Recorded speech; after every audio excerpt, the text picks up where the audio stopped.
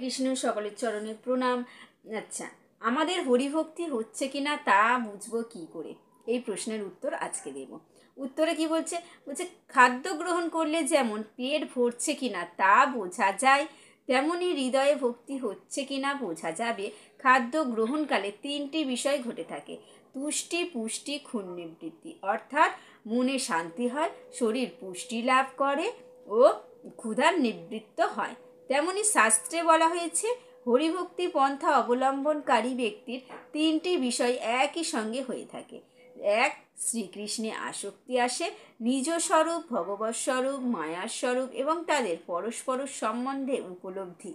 এবং তিন, পার্থিব বিষয়বস্তুর প্রতি অনাসক্তি। এটা শ্রীমদ্ ভাগবতের 11 স্কন্ধের 2 অধ্যায়ের 42 নম্বর শ্লোকে বলা হয়েছে। হরে কৃষ্ণ।